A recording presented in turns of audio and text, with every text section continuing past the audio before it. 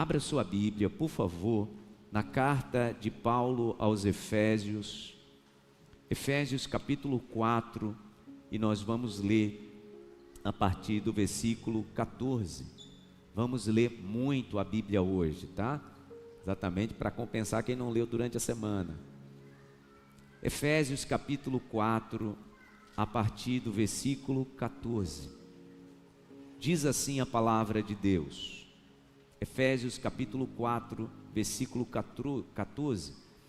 O propósito é que não sejamos mais como crianças, levadas de um lado para o outro pelas ondas, nem jogados para cá e para lá por todo o vento de doutrina e pela astúcia e esperteza de homens que induzem ao erro.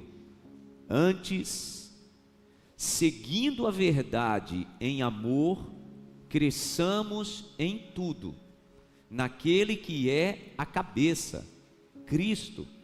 Dele todo o corpo, ajustado e unido pelo auxílio de todas as juntas, cresce, edificando-se a si mesmo em amor, na medida que cada parte realiza a sua função. Amém. Digam graças a Deus. Está aí, irmãos, uma necessidade para a gente conseguir viver no dia ou nos dias que estamos vivendo. Pois a própria palavra de Deus diz que os dias que nós estamos vivendo são dias maus. Aqui mesmo, na carta de Paulo aos Efésios, ele diz: olhem bem o modo que vocês vivem e aproveitem todas as oportunidades, porque os dias são maus. Então, para vivermos estes dias maus, preste bem atenção, olhe para mim, e essa maldade não chegue na minha vida, eu não absorvo, porque é natural, tá? Quando a gente vive dentro de um ambiente de maldade, se a gente não tiver cuidado, e como diz a palavra, né? Se a gente não firmar a palavra no coração, não estabelecer a palavra de Deus como fundamento para a minha vida, eu vou começar a absolver essa maldade. Se os dias são maus, e eu vivo envolto de uma maldade, se a palavra de Deus não está sedimentada no meu coração, não é a base da minha vida, essa maldade será absolvida pela minha alma, pelo meu coração, pelo meu espírito. Então o segredo está aqui. Qual é o segredo? Para que eu possa sobreviver nestes dias maus, eu preciso colocar a palavra de Deus como fundamento na minha vida. Então eu consigo sobreviver. Os dias são tão maus, irmãos, que a palavra do Senhor diz que se eles não fossem abreviados, nós não iríamos suportar. Como eu disse, a gente vai ler muita Bíblia, né? Então entenda, os dias são tão maléficos que a palavra do próprio Senhor Jesus disse isso. Olha, se eles não fossem abreviados, vocês não iriam sobreviver. Abra sua Bíblia, Mateus capítulo 24, versículo 22. Se você não tem habilidade para encontrar rápido, só anote ou espere, porque a gente vai colocar tanto no YouTube quanto no aplicativo todo o esboço, tá? Todas as referências estão lá. Mateus capítulo 24, versículo 22. Olha o que Jesus diz, falando dos dias maus. Ele disse assim, 24, 22. Se aqueles dias, falando de quais dias, gente? Desses dias maus. Se aqueles dias não fossem abreviados, ninguém sobreviveria, mas por causa dos eleitos, aqueles dias serão abreviados. Então está claro, os dias são maus, e Jesus ele declarou, olha, se a gente não tivesse uma ação de abreviar os dias, se a gente deixasse correr, não daria. É interessante que a ciência tem provado isso, né? Recentemente eu vi um estudo científico mostrando que os nossos dias de 24 horas, eles estão mais rápidos do que há 100 anos. Não sei o que aconteceu, mas a ciência prova que a Terra ela conclui o dia mais rápido do que antes. Está se cumprindo a palavra, porque os dias, o Senhor Jesus disse que eles seriam abreviados. E já que eu estou falando de tempo, eu preciso entender, irmãos, para que eu sobreviva nesses dias maus. Irmãos, olhem para as pessoas. As pessoas, elas estão enfermas. E entenda, é a maldade. Olhe para as emoções das pessoas. Nunca as pessoas estiveram tão enfermas, mental e emocionalmente. Nunca, como hoje. Por quê? Porque há uma maldade estabelecida. E deixa eu te dizer, não é para trazer pânico, nem apreensão no teu coração não, tá? A palavra de hoje é uma palavra de despertamento. Deixa eu te dizer, se apegue com Jesus, porque vai piorar. Pastor, você deveria trazer uma palavra de esperança. A palavra de esperança eu trago já já. A palavra de esperança eu trago já já. Mas em relação aos dias que nós estamos vivendo, a minha palavra para você é essa: se apegue com Deus, se apegue com Jesus, porque o que está acontecendo lá fora vai piorar. Até porque, irmãos, se eu dissesse o contrário, eu estaria contrário ao que diz a palavra, porque a palavra do Senhor mostra isso. Então, nós precisamos preparar o nosso coração, nos apegarmos à palavra de Deus, deixar a palavra de Deus como fundamento, sedimentada no nosso coração e nos prepararmos. Por quê? Porque nós enfrentaremos dias mais adversos, mais desafiadores. E Jesus disse isso, é por isso que eu estou abreviando. E nós precisamos, já que estamos falando de dias e de tempo, que o relógio de Deus, irmãos, é Israel. Saiba disso, tá? O relógio de Deus, quando Deus ele olha para o cumprimento de suas profecias, ele não olha para nenhum outro povo, ele olha para Israel.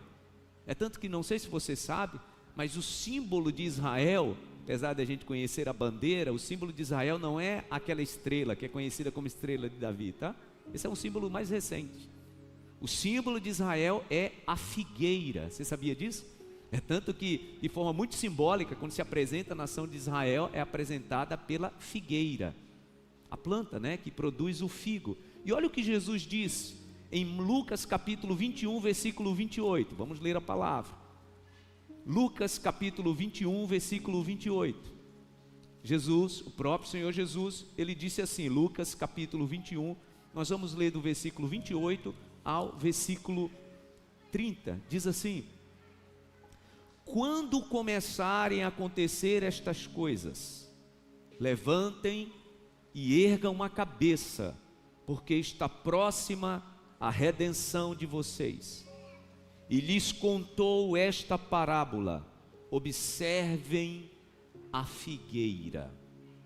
Observem, outra versão diz: olhem para a figueira e todas as árvores.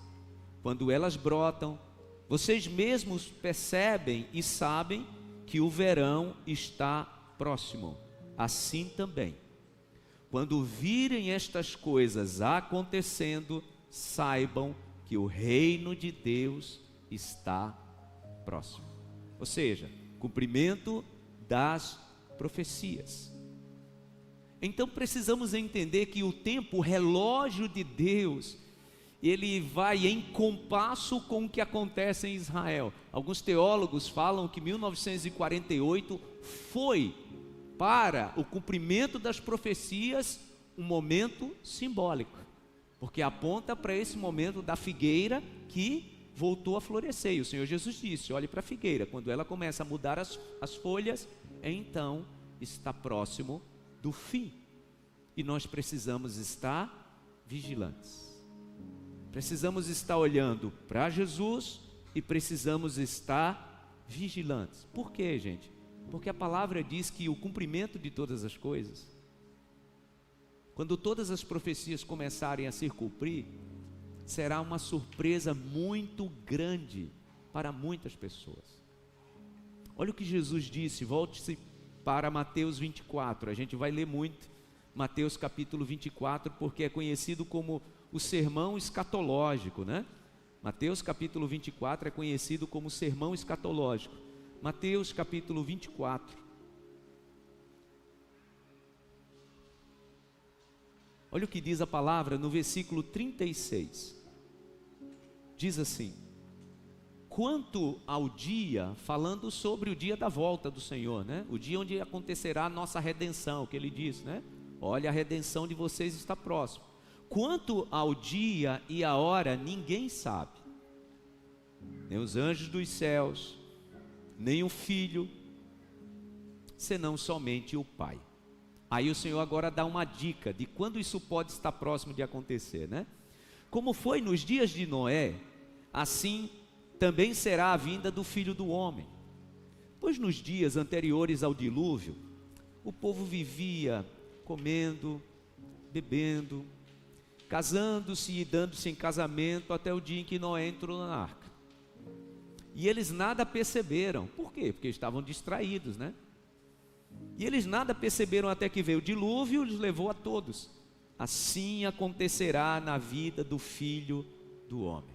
Ou seja, esse dia, que será um dia de surpresa, o cumprimento das profecias, vai começar a acontecer, irmãos, e vai vir de uma forma onde a maioria vai estar desapercebida e distraída. A maioria. Cuidando da sua vida, entenda, olhe para mim. Quando a palavra diz assim, olha, vai ser do mesmo jeito, comparem os dias do cumprimento, do mesmo jeito que aconteceu nos dias de Noé. Aí ele usa, né, uma figura, dizendo, olha, naquele dia as pessoas comiam, bebiam, casavam-se, davam-se casamento. Pergunta, tem algo errado nisso? Não, deixa eu te dizer, não tem.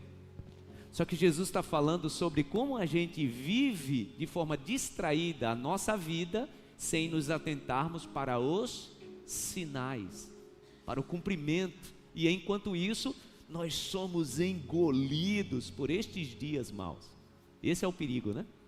A gente vai vivendo de uma forma como se só existisse aqui. A palavra do Senhor diz exatamente, de forma bem contundente sobre isso, né? Miserável dos homens é aquele que espera de Cristo apenas para essa vida. São os que vivem como no dia de Noé.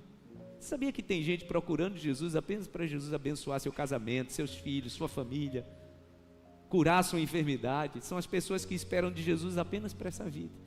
Aqueles que estão alertas, aqueles que estão prudentemente esperando o retorno de Cristo nestes dias maus, deixa eu te dizer, continuam vivendo a vida como ela deve ser vivida, tá? Planejando, querendo formar os filhos, preparando os filhos para a faculdade, para o mestrado, comprando seu apartamento, financiando, preparando-se para fazer viagem com a sua família, mas no coração, entenda, no nosso coração nós estamos sempre alerta, meu Deus, está próximo, vai se cumprir.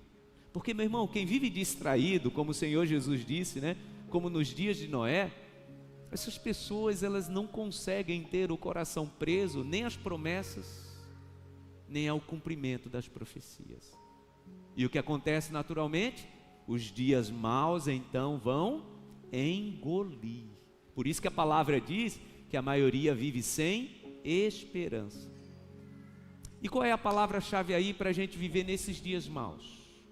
Vigilância. É interessante que logo depois que Jesus ele profere o sermão escatológico de Mateus capítulo 24, logo depois, no início do capítulo 25, ele conta uma parábola, que é o que, gente? Uma parábola de prudência, uma parábola de alerta. E eu quero ler com você. Abra sua Bíblia, por favor, Mateus capítulo 25, e nós vamos ler uma parábola muito conhecida, né? A parábola das 10 virgens. Diz assim a palavra de Deus: o reino dos céus será semelhante a 10 virgens que pegaram suas candeias e saíram para encontrar-se com o noivo, né? Candeia é uma lamparina, né? A palavra diz que essas 10 jovens pegaram 10 candeias e saíram para um encontro, era um casamento. 5 delas eram insensatas e 5 eram prudentes. As insensatas pegaram suas candeias, mas não levaram óleo consigo. As prudentes, porém, levaram óleo em vasilhas juntamente com suas candeias. O noivo demorou a chegar, porque é isso que muitas pessoas dizem, né? Ah, pastor, desde a minha avó que eu ouço esse negócio de que Jesus vai voltar. Aliás, desde a minha bisavó que eu ouço esse negócio aí que está perto. Foi esse pensamento, né? Das 5 que eram imprudentes. o noivo demorou. O noivo demorou a chegar e todas ficaram com sono e adormeceram. A palavra do Senhor diz assim, né? Desperta tu que dormes, levanta-te dentre os mortos e Cristo te iluminará, te esclarecerá. Então, quando a gente vai olhando para o tempo, e o tempo, o cumprimento das profecias, ele vai se demorando, a gente vai relaxando. E a palavra diz aqui, né? Traz nessa figura aqui da parábola, diz que todas ficaram com sono e adormeceram. Irmãos, eu posso dizer. Agora eu não quero falar dos que estão fora não, agora eu quero falar da gente que conhece a palavra. Uma parte muito maciça e grande da igreja que está dormindo,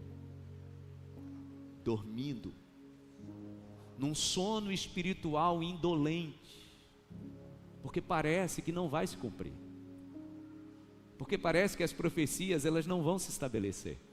A parábola de Jesus é essa, olha, demorou a acontecer, então o sono foi chegando, e aqui está falando do sono espiritual, né?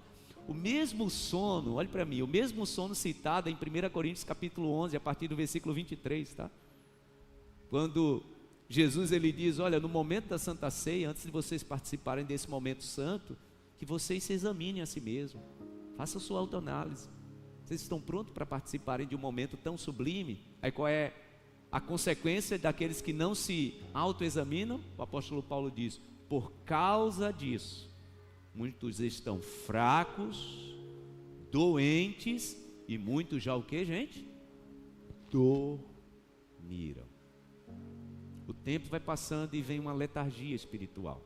E posso dizer, há uma parte muito grande, irmãos, daqueles que estão esperando Jesus em uma letargia espiritual.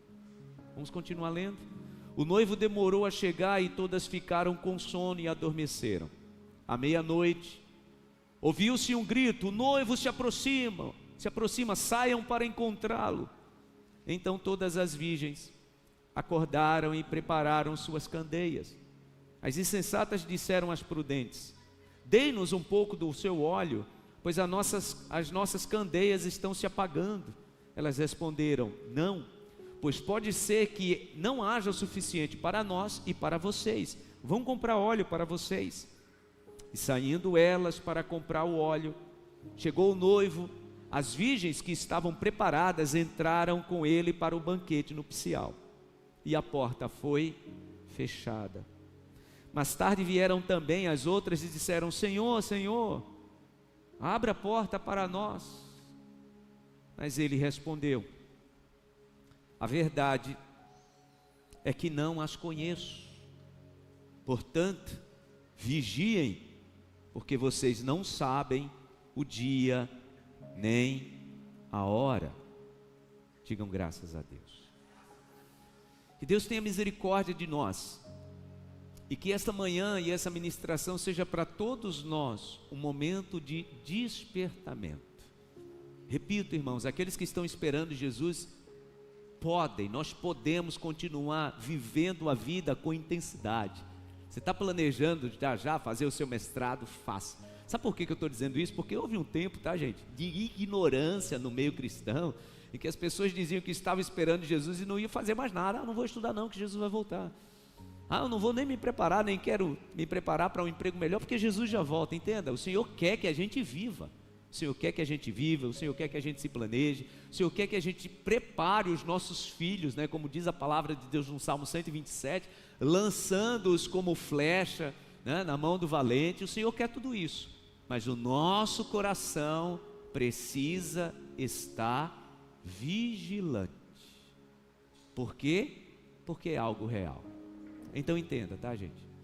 Se os dias são maus, se os dias são difíceis, e eles são, e estão ficando cada vez piores, nós precisamos colocar o nosso coração em Deus, na palavra do Senhor Jesus, e nos apegarmos a Ele. Só que entenda, como eu disse, vai piorar de tal forma, em que a única solução que os céus prepararam, que Deus preparou para aqueles que foram fiéis, é tirar a sua igreja, o seu povo. E aí quando eu falo de igreja, tá, gente? Estou falando de denominação, de instituição, de CNPJ, não, tá? A igreja do Senhor é um ajuntamento de um povo, cada um com o seu costume, cada um com a sua doutrina. Porque se você for em algum lugar, meu irmão, deixa eu te dizer, se você for em algum lugar e lá estiver sendo pregado que a salvação só está lá, o conselho que eu te dou é: saia desse lugar. Porque entenda, o povo de Deus, ele se resume a um povo que vive a palavra do Senhor. Então, quem são estes que serão arrebatados? Quem são estes que serão resgatados? Por isso que nós chamamos de arrebatamento, né? Porque arrebatamento é você tirar algo abruptamente. E a única forma de Deus proteger, como Jesus disse, olha, seriam abreviados, senão vocês não sobreviveriam. Então a única forma é Ele tirando. E aí depois disso, eu já vou explicar já como é que vai ficar. Aí depois disso, gente, depois disso é destruição completa desse lugar onde nós vivemos, que se chama planeta Terra. Então, acontecerá algo abrupto no meio dos dias maus, que nós chamamos de arrebatamento. E como é que ele vai acontecer? A palavra do Senhor nos diz que Jesus, ele vai vir buscar, de forma alegórica, né, figurativa, diz que ele vai vir buscar a sua noiva. O apóstolo Paulo, ele diz que é um povo zeloso e de boas obras. A palavra não fala de igreja, a palavra não fala sobre segmento religioso, a palavra diz que é um povo zeloso, ou seja, zeloso com a palavra e de boas obras. Então entenda, chegará esse dia chegará, em que o próprio Senhor Jesus virá buscar o seu povo. Ele falou sobre isso, né, lá em Atos capítulo 1, quando os discípulos estavam o vendo subir, tristes, e ele diz assim, olha, os anjos dizem, né, para eles, olha, vocês estão vendo ele subir do mesmo jeito que vocês estão vendo ele subir, ele vai voltar. E essa é a nossa esperança. Como diz a canção da harpa cristã, a nossa esperança é a sua vinda. Essa é a esperança que toma conta do nosso coração em meio aos dias maus. E como é que isso vai acontecer, pastor? Como é que vai acontecer esse resgate abrupto, que nós chamamos de arrebatamento? Abra sua Bíblia em 1 Coríntios capítulo 15, a partir do versículo 51. Nós faremos duas leituras, que traz de forma bem clara como isso vai acontecer. Diz assim, 1 Coríntios capítulo 15, versículo 51. Eis que eu lhes digo um mistério. Por isso que muitas pessoas não entendem, né? Porque a palavra diz que é um mistério. Eis que eu lhes digo um mistério, nem todos dormiremos, mas todos seremos transformados, no momento, num abrir e fechar de olhos, ao som da última trombeta, pois a trombeta soará, os mortos ressuscitarão incorruptíveis, e nós seremos transformados, pois é necessário que aquilo que é corruptível, falando do nosso corpo, se revista de incorruptibilidade, e aquilo que é mortal se revista de imortalidade. Quando, porém, o que é corruptível se revestir de incorruptibilidade, o que é mortal de imortalidade, então se cumprirá a palavra que está escrita: a morte foi destruída pela vitória. Ou seja, quando isso acontecer, aqueles que forem tirados e resgatados dessa terra, a palavra do Senhor então está nos dizendo que a morte não terá mais poder e domínio sobre essas pessoas.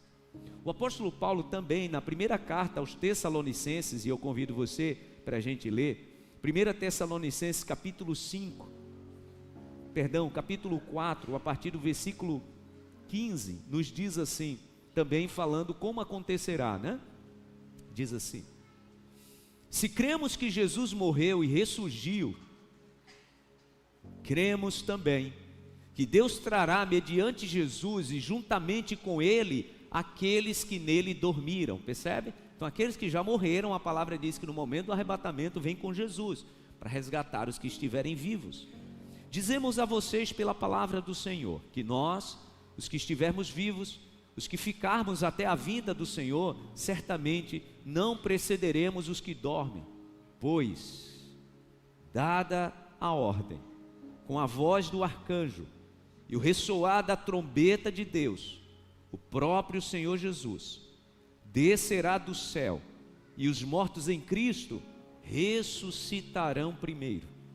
Depois disso, os que estivermos vivos, seremos arrebatados juntamente com eles nas nuvens, para o encontro com o Senhor nos ares, e assim estaremos com o Senhor para sempre. Consolem-se uns aos outros com estas palavras. Essa não é uma palavra para trazer apreensão não, tá, gente? Todas as vezes que a gente vai ministrar sobre essa palavra, né, parece que o nosso coração fica meio apreensivo, entende? O Senhor está dizendo, olha, é uma palavra de esperança.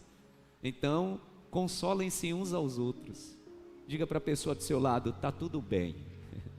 Diga, está tudo bem, você vai subir. Diga para essa pessoa, está tudo bem, Jesus vai vir te buscar.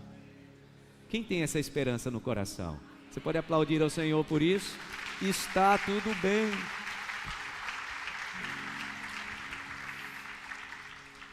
Tá, pastor, então aqueles que o Senhor vai vir resgatar, que viveram uma vida reta, de acordo com a palavra, povo zeloso e de boas obras, esses serão resgatados. E o que vai acontecer? Imediatamente, irmãos, depois que a igreja do Senhor for resgatada, for arrebatada daqui dessa terra, lá no céu vai acontecer o que a palavra de Deus chama de bodas do Cordeiro. É um casamento, né? Por isso que a igreja é conhecida como a noiva de Cristo. Então a noiva de Cristo vai ter um momento cerimonial de bodas, que nós conhecemos como bodas do Cordeiro. Eu quero trazer isso na palavra para você entender. Abra sua Bíblia, vamos lá para o último número, o último livro da palavra de Deus, Apocalipse capítulo 19, a partir do versículo 7. Nos mostra como é que vai acontecer esse momento. Apocalipse capítulo 19, versículo 7 diz assim: regozijemo-nos, vamos nos alegrar e dar-lhe glória, pois chegou a hora do casamento do Cordeiro e a sua noiva já se aprontou. Foi-lhe dado para vestir-se linho fino, brilhante e puro.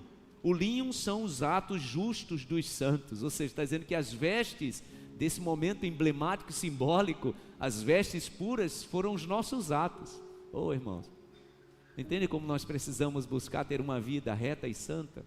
Em tudo, no nosso casamento, com os nossos filhos, quando ninguém está nos vendo, quando as pessoas estão nos vendo, quando ninguém está perto para nos julgar, porque a palavra do Senhor diz que no dia desse ato simbólico de casamento, as vestes dessa noiva, a quantidade, né, de brancura e de pureza estará proporcional aos atos que nós tivemos aqui.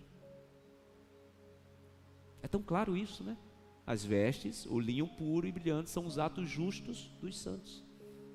E o anjo me disse: escreva, felizes os convidados para o banquete do casamento do Cordeiro. O Cordeiro aí é Jesus. E acrescentou: estas são as palavras verdadeiras de Deus. É interessante que todas as vezes que na revelação do Apocalipse algo era trazido como fundamento, ele mandava João escrever. João, que estava recebendo a revelação, dizendo: escreva, pois essa é uma palavra verdadeira. Então entenda, quando a igreja foi arrebatada, a primeira coisa que vai acontecer é um momento simbólico do casamento do Cordeiro, Jesus Cristo, com a sua noiva, a igreja. Aqueles que a palavra do Senhor diz, né, que lavaram as suas vestes no sangue do Cordeiro. As bodas do Cordeiro. Imediatamente depois desse momento simbólico das bodas, o que vai acontecer? O tribunal de Cristo. Esse não é um tribunal de condenação, tá, gente? Já já eu vou falar com os que ficaram aqui na terra, tá? Porque tudo isso vai estar acontecendo lá no céu. Logo depois das bodas do Cordeiro vai acontecer o que nós conhecemos como o tribunal de Cristo. Já quero adiantar que não é um tribunal de condenação, é um tribunal de recompensas. É um tribunal que vai recompensar pessoas. Por isso, gente, que o que nos salva não são as obras. O que nos salva é a graça, tá? Eu posso ser uma pessoa perseguindo, fazer boas obras nesse mundo do jeito que eu quiser. Se eu não tiver recebido pela graça de Cristo a salvação através do sangue de Jesus, as obras não vão me salvar. O tribunal de Cristo é um tribunal para recompensar aqueles que já são salvos. Olha o que a palavra do Senhor diz em 2 Coríntios capítulo 5, versículo 10. Abra, por favor, sua Bíblia. 2 Coríntios capítulo 5, versículo 10. Diz assim a palavra: pois todos nós, aqui falando dos salvos, se você ler o contexto do capítulo 5, você vai entender. Todos nós devemos comparecer perante o tribunal de Cristo, para que cada um receba de acordo com as obras praticadas por meio do corpo. Ou seja, aquilo que eu fiz por meio do meu corpo, a palavra do Senhor diz que nesse dia isso será julgado. Quer sejam boas, quer sejam más. Então, a palavra diz que esse dia chegará, em que nos apresentaremos diante do Senhor num tribunal. O apóstolo Paulo também, em 1 Coríntios capítulo 3, versículo 10, traz como é que isso vai acontecer em detalhes, tá? 1 Coríntios capítulo 3, versículo 10, diz assim: conforme a graça de Deus que me foi concedida, eu, como sábio construtor, aí falando de mim e de você também, tá? Lancei o alicerce e outro está construindo sobre ele. Contudo, cada um veja como constrói. Está falando da sua vida, a sua construção para a eternidade. Porque ninguém pode colocar outro alicerce além do que já está posto, que é Jesus Cristo.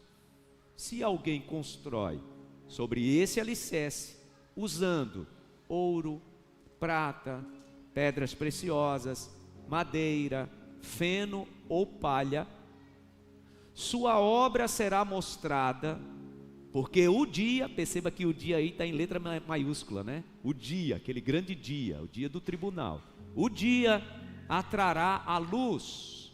Então sabe aquilo que você fez escondido? Eu vou fazer e minha mãe e meu pai não vai saber. Aquele dia vai ter um telão bem grandão mostrando tudo. Eu vou fazer isso aqui, meu marido não vai saber, minha esposa não vai saber. A palavra diz que aquele dia vai expor tudo isso.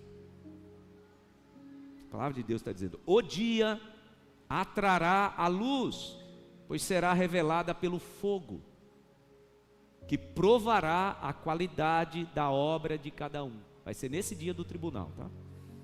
Se alguém construir, se o que alguém construiu permanecer, esse receberá recompensa. Se o que alguém construiu se queimar, porque a palavra diz que será provada pelo fogo, esse sofrerá prejuízo, contudo será salvo como alguém que escapa através do fogo.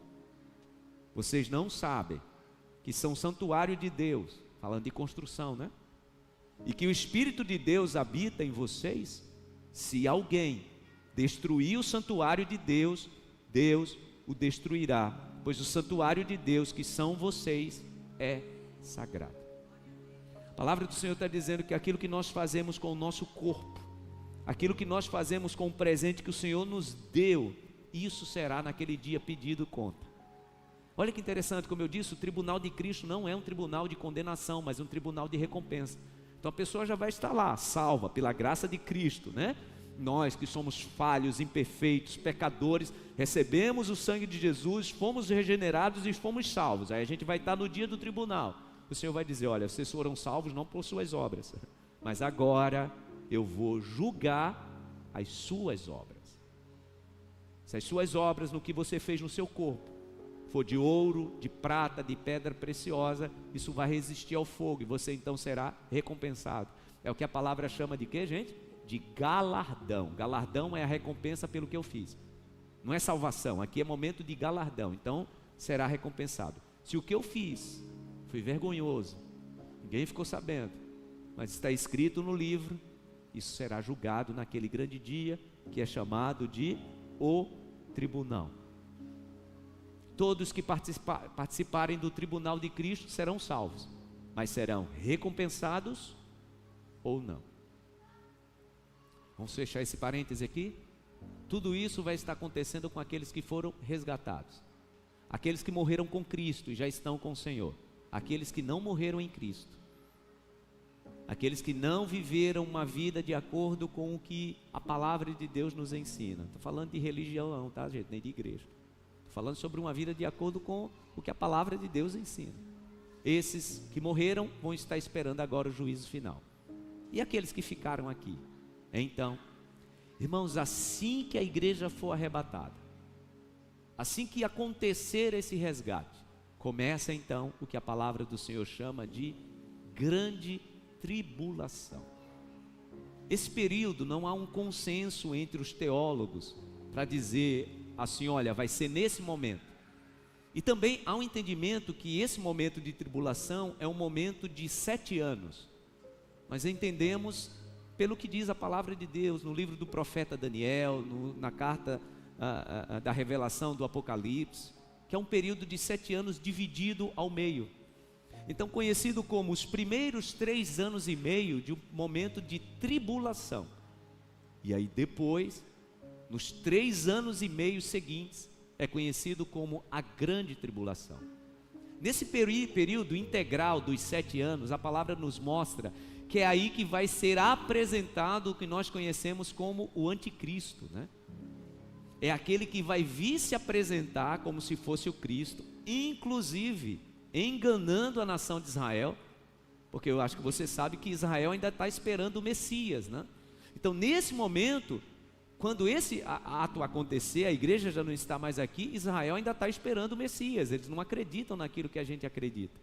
E então, alguém vai se apresentar dizendo, olha, eu vim trazer paz, eu vim trazer segurança. O próprio Senhor Jesus disse isso, né? Ele disse assim, olha, quando alguém se apresentar dizendo, agora paz e segurança, aí então o fim está próximo. Então todas as vezes quando você vê alguém, né, se apresentando, dizendo que vai trazer paz, desconfie, porque a palavra diz que quando gritarem paz e segurança, aí então virá o fim. Os irmãos entendem? Porque eu falei que não acho estranho quando eu digo que vai piorar, porque a nossa esperança, irmãos, é estar com Jesus. Mas o que esperar desse mundo, desses dias maus? Deixa eu repetir, só vai se intensificar. Só vai se intensificar.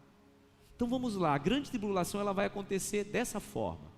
Primeiro 3 anos e meio de muito sofrimento, mas não sofrimento intenso, tá? O anticristo vai vir, vai apresentar uma paz, vai trazer o conglomerado das nações. Na verdade, gente, nesse período se apresentará uma tríade, né? Porque o maligno, ele sempre quer imitar o seu Criador, né? Então, do mesmo jeito que tem a trindade, nesse momento vai se apresentar a tríade, né? Que é o anticristo, o falso profeta e a besta. Está na carta do Apocalipse. Então, vai se apresentar isso como uma solução para o mundo. Olha, esse caos que vocês estão vivendo aí, esses dias maus, nós vamos trazer paz. E todo mundo vai dizer, que maravilha, é esse homem, é esse o sistema, é isso aí, unindo as religiões, unindo as filosofias, vai parecer que as coisas estão se encaixando. E a palavra diz que é então nesses 3 anos e meio que até o povo de Deus, Israel, vai ser enganado, que vai olhar e vai pensar, chegou, finalmente chegou o Messias. O Senhor Jesus alertou sobre isso, né? Abra sua Bíblia mais uma vez em Mateus capítulo 4, 24, versículo 21. Por isso que Mateus 24 é conhecido como o sermão escatológico. Jesus ele diz, porque haverá então grande tribulação como nunca houve desde o princípio do mundo até agora, nem jamais haverá. Alguém que é mais cartesiano e exato, pastor, tudo que você está dizendo aí, né, já aconteceu, Primeira Guerra Mundial, Segunda Guerra Mundial, olha o que aconteceu com o mundo ao longo do tempo. O Senhor Jesus já está dizendo, olha, vai acontecer muita coisa ruim, mas o que está esperando é muito pior. Ele diz, como nunca, jamais ouve. O profeta Daniel, tentando explicar como será esse período, ele traz uma alegoria falando de 70 semanas, né? Olha o que diz a palavra de Deus. Abra sua Bíblia, profeta Daniel, capítulo 9, versículo 24. Como eu disse, a gente vai ler muita palavra. Capítulo 9, versículo 24. Olha o que diz a palavra. 70 semanas estão decretadas para o seu povo e sua santa cidade para acabar com a transgressão, para dar fim ao pecado, para expiar as culpas, para trazer justiça eterna, para cumprir a visão e a profecia e para ungir o Santíssimo. Saiba e entenda que a partir da promulgação do decreto que manda restaurar e reconstruir Jerusalém até que o ungido, o líder, venha, haverá 7 semanas e 72 semanas ela será reconstruída com ruas e muros, mas em tempos difíceis. Depois das 72 semanas o ungido será morto e não haverá lugar para ele. A cidade e o lugar santo serão destruídos pelo povo do governante que virá. O fim virá como uma inundação. Guerras continuarão até o fim e desolações serão decretadas. Com muitos ele fará uma aliança que durará uma semana, ou seja, 7 dias. No meio da semana ele dará fim ao sacrifício e à oferta. É nesse momento que Israel vai se desenganar, né? Porque nas 3 semanas e meia primeiras, Israel vai pensar: opa, chegou a nossa solução. Mas a palavra diz que aqui é que ele vai se revelar, né? Ele com muitos fará uma aliança que durará uma semana. No meio da semana ele dará fim ao sacrifício e à oferta. E numa ala do templo será colocado o sacrilégio terrível, até que chegue sobre ele o fim que lhe está decretado. Então, aí começará a grande tribulação. A grande tribulação, gente, é narrada de forma assim bem clara em Apocalipse capítulo 7. Eu convido você para a gente ler capítulo 7, os versículos 13 e 14. Não se preocupe, que todas essas referências estarão lá no nosso esboço, tanto no YouTube quanto no aplicativo. Diz assim: então um dos anciãos me perguntou: quem são estes que estão vestidos de branco e de onde vieram? Respondi: Senhor, tu sabes. E ele diz: estes são os que vieram da grande tribulação e lavaram as suas vestes e as branquearam no sangue do Cordeiro. Por isso, eles estão diante do trono de Deus e servem de dia e de noite em seu santuário. E aquele que está sentado no trono estenderá sobre eles o seu tabernáculo. Nunca mais terão fome, nunca mais terão sede, não cairá sobre eles sol e nenhum calor abrasador, pois o Cordeiro que está no centro do trono será o seu pastor. Ele os guiará às fontes de água viva, e Deus enxugará dos seus olhos toda lágrima. A palavra está falando sobre aqueles que estiverem aqui na grande tribulação, tá, gente? Que terão a chance de receber a salvação. Então compreenda isso antes da gente ir para a parte final. Hoje, para alguém receber a restauração da sua alma, do seu espírito e a salvação, essa pessoa só precisa entregar a sua vida para Jesus. Nós não precisamos pagar penitência, nós não precisamos flagelar o nosso corpo, nós só precisamos aceitar o Senhor Jesus como Salvador, recebendo o seu sangue, purificando os nossos pecados, e através da graça. Graça é favor não merecido, né? Através da graça, então, somos restaurados. Só que quando o Espírito Santo for tirado aqui da terra, tá, gente? Porque é isso que vai marcar o arrebatamento da igreja. O Espírito Santo será tirado da terra. E a palavra do Senhor diz que é o Espírito quem convence o homem da justiça e do juízo. Então, quando o Espírito Santo for tirado da terra com o arrebatamento, que a palavra diz que é ele quem está impedindo, né, de chegar à destruição. A palavra diz: olha, ainda não se revelou o homem da maldade, porque aquele que o impede ainda está aqui. Quem é que o impede? O Espírito Santo. Quando a igreja for tirada, o Espírito Santo será tirado. E então, meu irmão, aí sim o mundo vai estar de fato, se a palavra diz que hoje o mundo jaz no maligno, imagina nesse momento. Mas entenda, nesse tempo, a palavra mostra que algumas pessoas que se arrependerem ainda terão a chance de receber o resgate. Só que a palavra diz que vai ter que agora pagar com sua própria vida. Porque é nesse momento em que o sistema, que é conhecido como a besta, estará de fato funcionando para trazer domínio total. É nesse momento, tá, gente? Que fala sobre o número 666, que estará na mão e na testa. Já tem um tempo aí, é só você pesquisar. Estão querendo implementar chip, onde será uma moeda única. Tudo isso são os movimentos, tá, gente? Os movimentos de um sistema que está sendo ensaiado e implementado. E aí, de fato, quem quiser agora, não, agora eu me arrependi, eu não me preparei para o arrebatamento, mas agora eu quero. Então agora você vai ter que pagar com a própria vida. É o que diz a palavra de Deus. Por isso que mostra aqui em Apocalipse capítulo 7, que João olhou e viu aquelas pessoas chegando. Quem são estes? Estes são aqueles que estão chegando da grande tribulação. Por isso que deixa bem claro aqui, agora, diferente do que vocês vivenciaram para chegar aqui, agora não vai ter mais fome, agora não vai ter mais dor, porque de fato será um momento de muito lamento.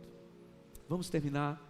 A palavra do Senhor diz então que Israel vai se despertar depois de 3 anos e meio de tribulação, perceberá que o Messias que eles estavam ansiando e achavam que era aquele, não é, vai se revelar nitidamente, de forma flagrante, né? O maligno. E então Israel agora será cercado por todas as nações, pois a palavra diz que o anticristo ele vai congregar todas as nações. Então agora vem Jesus. A palavra do Senhor diz que ele vem restaurar Israel. É esse momento que nós conhecemos como a terceira vinda de Cristo, né? A primeira ele veio e viveu aqui, a segunda ele vai vir para buscar a sua igreja, e a sua terceira vinda é quando ele vai vir resgatar Israel. Só uma dica para você que está ouvindo, porque é muita referência, é muito versículo.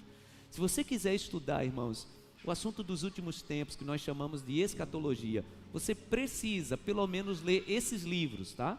Para você ter um pouquinho de compreensão. Você precisa ler o livro de Apocalipse, claro, que é um livro necessário, já que é o livro das revelações. O livro do profeta Daniel, você precisa lê-lo, né? Você precisa ler o livro do profeta Ezequiel, o livro do profeta Malaquias e o livro do profeta Zacarias. Pelo menos esses 5 livros dão para a gente a compreensão sobre esse assunto. Para a gente encerrar, o Messias vem para restaurar Israel. Abra sua Bíblia em Zacarias capítulo 14, versículo 4. Livro do profeta Zacarias, capítulo 14, versículo 4, a palavra de Deus nos diz assim: naquele dia os seus pés estarão sobre o monte das oliveiras. Em outra versão diz: pisarão o monte das oliveiras, a leste de Jerusalém, e o monte se dividirá ao meio, de leste a oeste, por um grande vale. Metade do monte será removido para o norte e outra metade para o sul. Vocês fugirão pelo meu vale entre os montes, pois ele se estenderá até Azel. Fugirão como fugiram do terremoto dos dias de Uzias, rei de Judá. Então o Senhor, o meu Deus, virá com todos os seus santos. Então a palavra diz que o Senhor Jesus vai vir e vai resgatar Israel. Nesse momento, a palavra mostra que Israel será resgatado, vai reconhecer Jesus então só agora, né? Somente agora vai reconhecer o Jesus como Messias, e então o Senhor Jesus estabelecerá o que nós conhecemos como o milênio. A palavra diz que agora Satanás será preso em uma prisão, seus anjos também, e durante 1000 anos será estabelecido o governo soberano do Senhor Jesus. A palavra mostra que nesse momento aqueles que morreram com Cristo vão reinar com Ele, governar com Ele, né? Isso está escrito em Apocalipse capítulo 20, a partir do versículo 1. Essa parte nós não vamos ler, porque nós estamos já bem adiantados da hora, mas eu quero que você leia em casa, tá? Apocalipse capítulo 20, versículo 1. E então, terminados 1000 anos, o Senhor agora vai julgar todas as pessoas.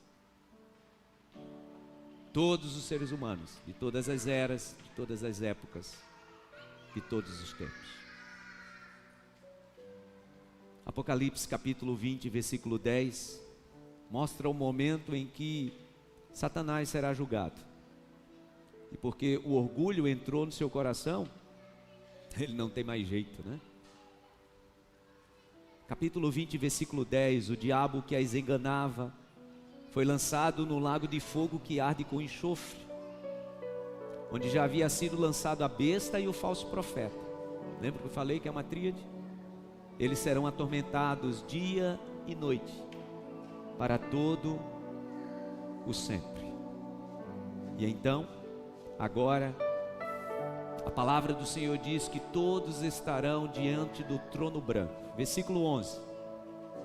Depois vi um grande trono branco, e aquele que nele estava assentado. A terra e os céus fugiram da sua presença, e não se encontrou lugar para eles. Vi também os mortos, grandes e pequenos, de pé diante do trono. Todo mundo, tá? Eu, você, meu pai, minha mãe, seu pai, sua mãe, nossos avós. Aqueles que se achavam muito, aqueles que se achavam pouco. Aqueles que acham que não serão julgados e aqueles que temem que serão julgados. A palavra do Senhor diz que naquele dia todos de pé. Outro livro foi aberto, o livro da vida.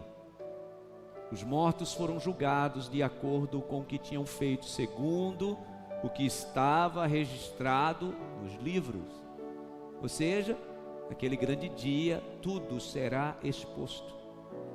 O mar entregou os mortos que nele havia, e a morte e o Hades entregaram os mortos que neles havia. E cada um foi julgado de acordo com o que tinha feito.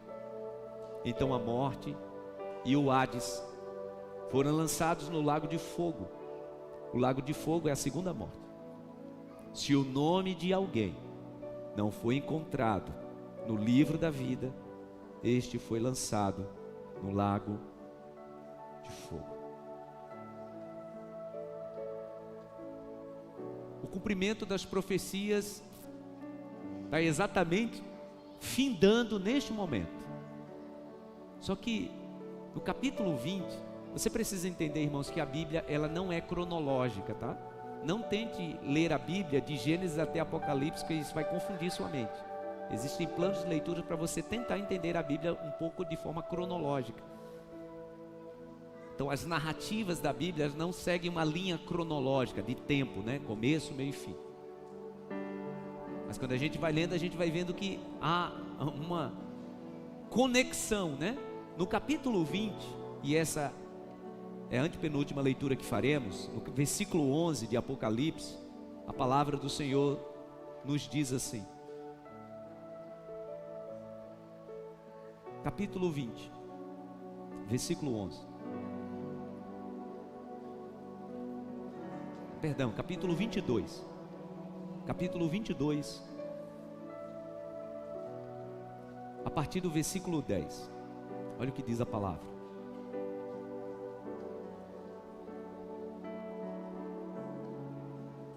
Então me disse: não cele as palavras da profecia deste livro, pois o tempo está próximo. Continue o injusto a praticar injustiça. Continue o imundo na imundícia. Continue o justo a praticar justiça. E continue o santo a santificar-se. Gente, eu acho tão lindo essa postura de Deus, né? Ele está dizendo, olha, ninguém é obrigado a nada. Você quer viver da forma que você quer viver? Continue vivendo. Você quer continuar na injustiça? Está tudo bem para você, para mim não. É como se Deus dissesse assim, né? Para você está tudo bem, para mim não. Então nós vivemos no mundo das pessoas dizem assim, o importante é ser feliz, tá? O importante é a gente buscar a nossa felicidade, dependendo de como a gente viva. E Deus está olhando isso e dizendo, olha, continue o injusto a praticar a injustiça. E continue o imundo na sua imundícia. Versículo 12, eis que venho em breve. A minha recompensa está comigo e eu retribuirei a cada um de acordo com o que fez. Naquele grande dia, ninguém vai entrar pegado na mão de ninguém, né? Não tem como a mãe salvar o filho, o pai salvar a filha, não tem como a oração da avó salvar o neto.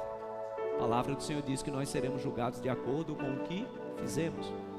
Eu sou o alfa e o ômega, o princípio e o fim, o primeiro e o último. Felizes os que lavam as suas vestes, para que tenham direito à árvore da vida e possam entrar na cidade pelas portas. Fora ficarão os cães, os que praticam feitiçaria, os que cometem imoralidades sexuais, os assassinos, os idólatras e todos os que amam e praticam a mentira. Está tão claro, né? Ah, mas eu fiz isso, foi só uma brincadeira. A palavra do Senhor diz que aqueles que praticam e amam a mentira, esses ficarão de fora. Eu, Jesus, enviei o meu anjo para dar a vocês este testemunho concernente às igrejas. Eu sou a raiz e o descendente de Davi e a resplandecente estrela da manhã. Digam graças a Deus. Você pode aplaudir ao Senhor por isso?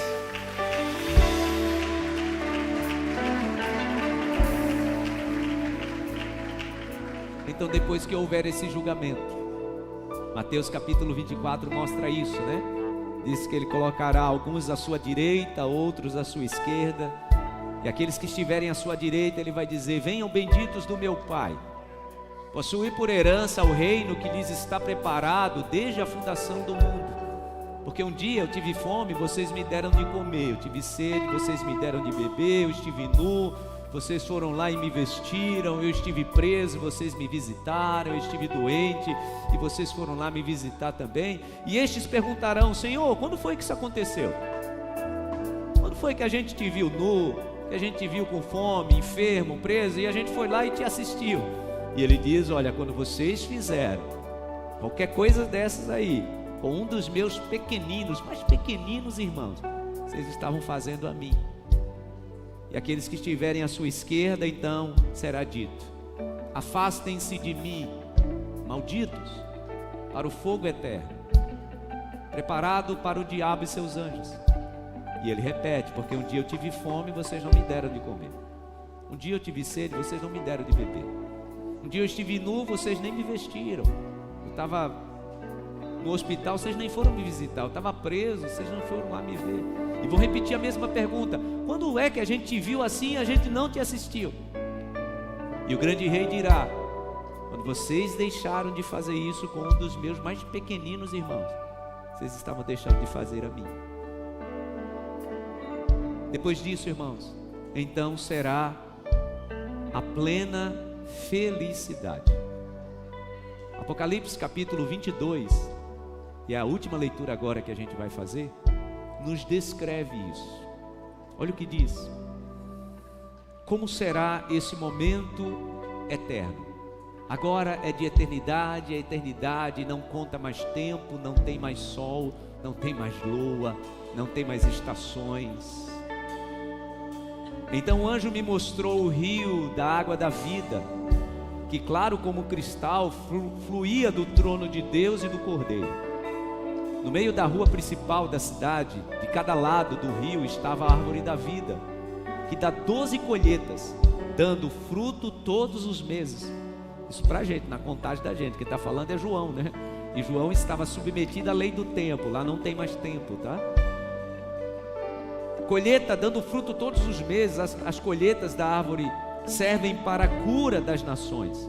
Já não haverá maldição nenhuma maldição mais.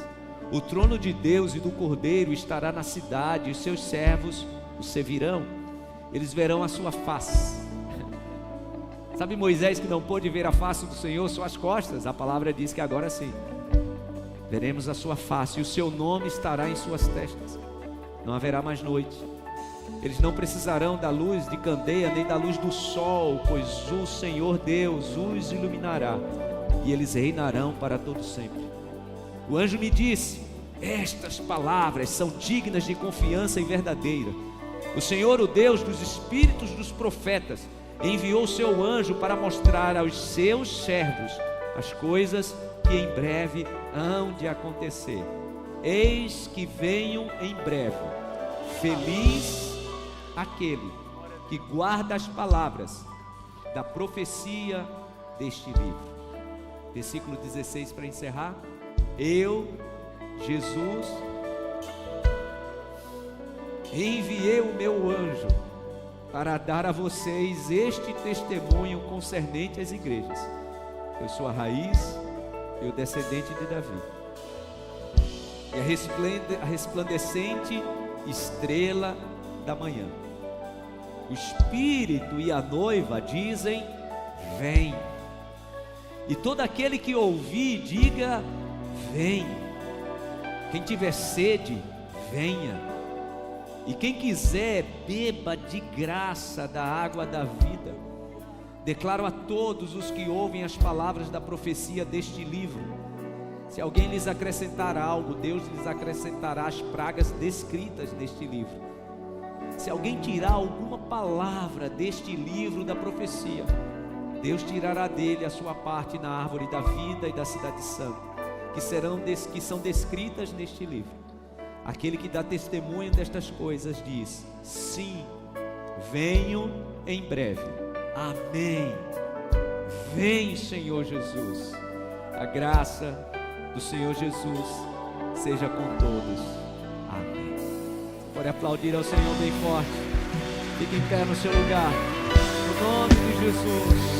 Oh, levante as suas mãos e adore ao Senhor. Declaramos, meu Deus: Maranata, Maranata, ora vem, Senhor Jesus. Essa é a esperança do nosso coração, é o que anseia o nosso espírito, é o que anseia a nossa alma. Ah, meu Deus, todo o nosso ser espera por esse momento. Sim, meu Deus. Tu és santo, ó Senhor. Levante as suas mãos e declare isso. Oh, tu és digno do meu louvor. Tu és digno de louvor. Só em ti confiarei, eu nada temerei. Em frente eu irei, pois eu sei que me estás. E um dia essa é a certeza do nosso coração. No céu pra nos buscar, pra sempre reinarás. Só em ti confiarei. Só em ti confiarei. Eu nada temerei. Não há temor no meu coração, meu Deus. Só a esperança. Os dias maus cessarão. E há uma esperança no meu coração. Você pode aplaudir bem forte ao Senhor. Ah, bendito é o nome do Senhor. A nossa esperança é a sua vida. A nossa esperança é a sua vida, Jesus. Como nós ansiamos a tua volta, como nós ansiamos a tua vinda. Continuamos vivendo a nossa vida aqui, meu Deus, de forma plena, mas esperamos. Vem, Jesus. Levante bem alto as suas mãos. Levante os seus olhos para os céus e declare isso. Vem, Jesus. Eu estou te aguardando. Vem, Jesus. Eu estou te aguardando. Sim. Vem, Jesus. Maranata, ora vem, Senhor Jesus. Diga mais uma vez: vem, Jesus. Vem, Jesus.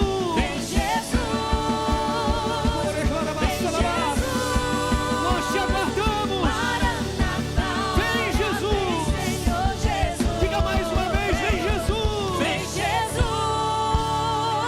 Vem, Jesus. Essa é a nossa esperança.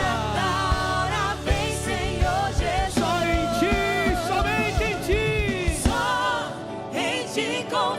A tua igreja te louva, meu Deus. O teu povo que te aguarda te louva. Pois eu sei que vive estás e um dia voltarás do céu. Essa é a nossa esperança.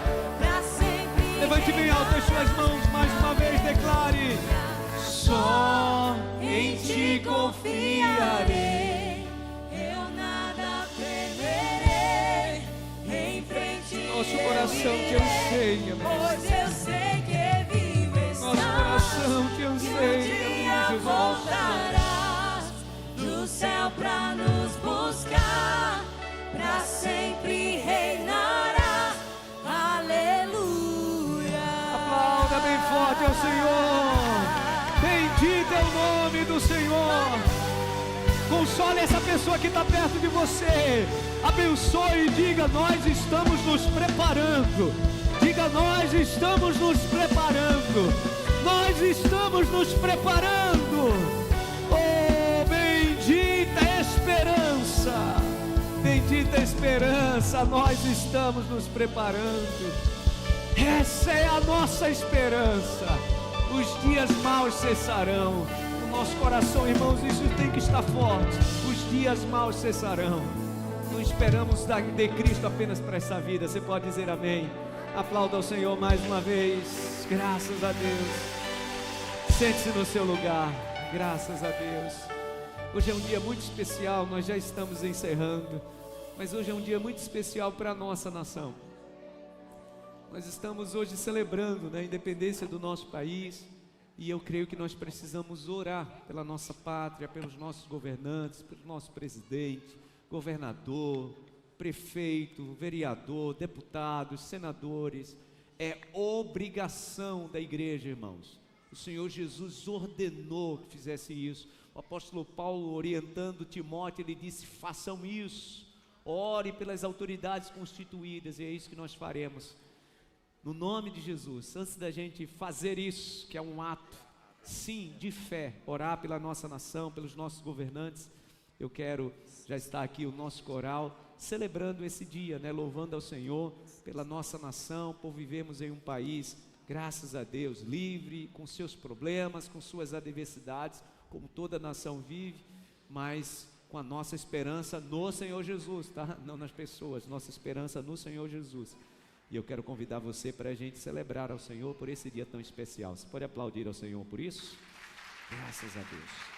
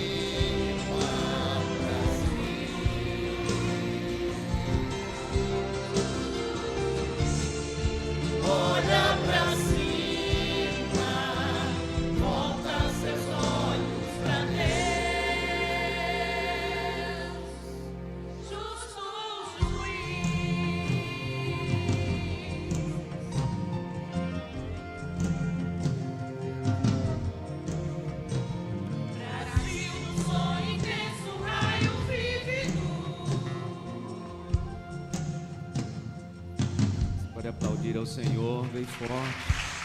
Fique em pé no seu lugar, por favor. Segure a mão desse brasileiro, dessa brasileira que está aí perto de você. E vamos nos unir em oração pela nossa nação, pela nossa terra, pela nossa pátria, pedindo ao Senhor que tenha sobre as nossas vidas derramada a sua graça e a sua misericórdia. É isso, meu Deus, é isso que te pedimos neste momento, como povo de Deus. A tua palavra diz que devemos levantar as mãos santas e orar pelas autoridades.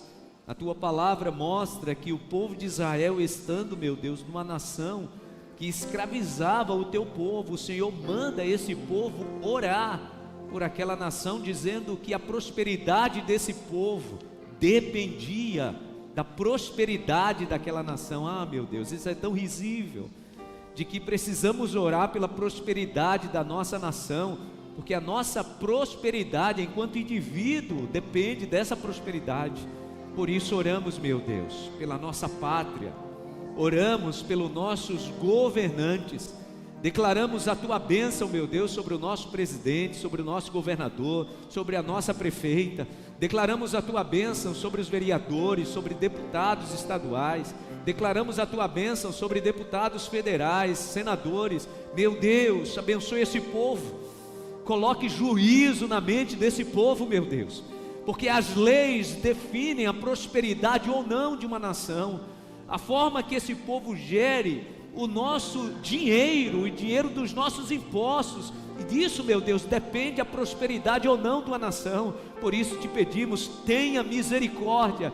Pedimos que o Senhor traga sobre as famílias, pois aí, meu Deus, é onde tudo começa.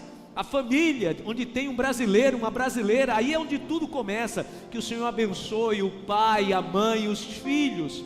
Te agradecemos, Pai. Te agradecemos pelo país que vivemos, apesar dos seus desafios, apesar de suas mazelas. Nós te agradecemos e te louvamos, porque aqui nós podemos pregar a palavra, aqui nós podemos viver a nossa fé em liberdade. Que continue sendo assim, meu Deus, e estaremos sim sempre com o coração esperançoso para que seja assim. Prospera a nossa nação, declaramos isso.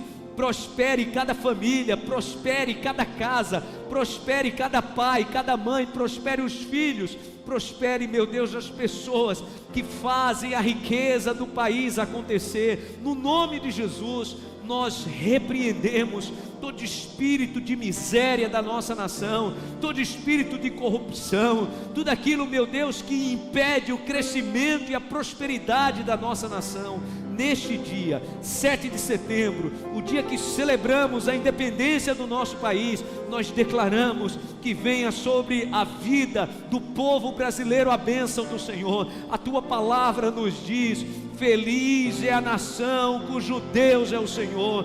Feliz é a nação cujo Deus é o Senhor.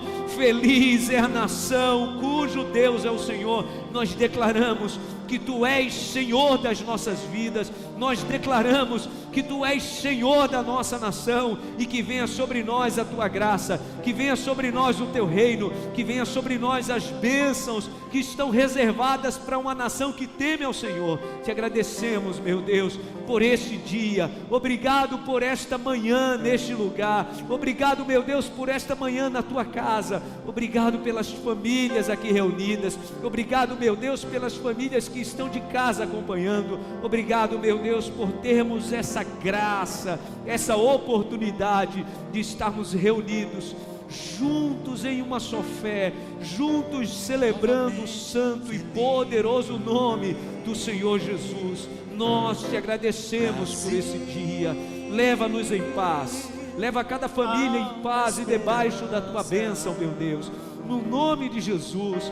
Que cada família saia daqui com a sua porção e que o nosso coração esteja sempre carregado de esperança, porque a nossa esperança, meu Deus, não está em pessoas, nossa esperança não está em governantes, não está em partidos, nossa esperança está em Ti, Senhor Jesus, e o nosso coração está posto em Ti, os nossos olhos estão postos em Ti, a nossa esperança vem do Senhor. Te agradecemos por isso. Leva o Teu povo em paz, leva o Teu povo guardado, protegido, dá um restante de domingo muito abençoado, desfrutando da doce e real presença do Espírito Santo. Obrigado por essa semana que começa, obrigado, meu Deus, por esse mês que está começando.